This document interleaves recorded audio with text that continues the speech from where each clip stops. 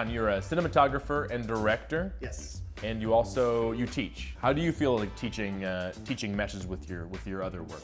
It has made me a better cinematographer and director across the board. That process of starting to teach and starting to formulate, well, how would I teach this to students to make it something they can understand? Suddenly I found I was internalizing those topics so much more in my own creative life. And when I would talk with directors about a project that I was slated to shoot, I would start bringing in more and more things into the discussion that, not that I wouldn't do that before, but I would just have to think harder about it.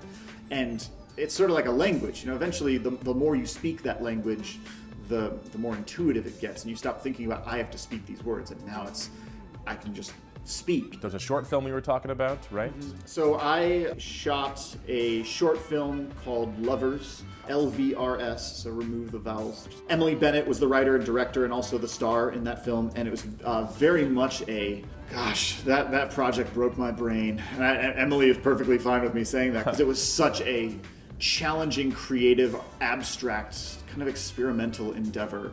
It's about an abusive relationship, but told through this very surrealist lens, about a woman who is in a relationship with a man who is a mirror for a face. And so there's all these strange abstractions that come out of that. We were working with projection on walls. The whole movie takes place in this one kind of gallery space, but we would have them be in quote-unquote different settings and have to project things on the walls that would signify those settings. So if they went on a date in a restaurant, we would just put a table in this four-walled room and project restaurant settings on the walls. And so lighting for that became a challenge, blocking for that so people wouldn't be in the projections.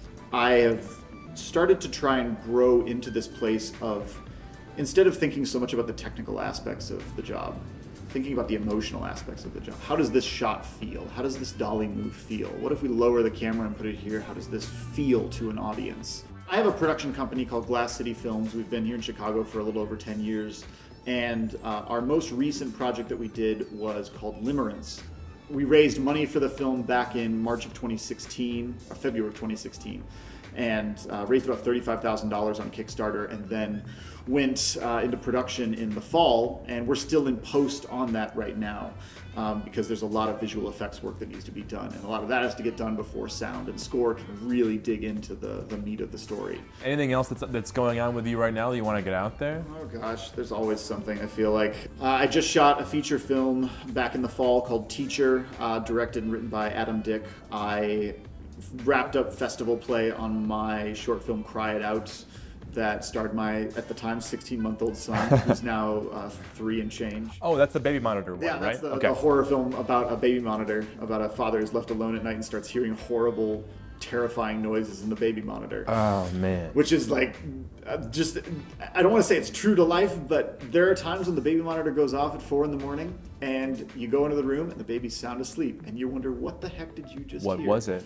Because sleep deprivation is a real thing.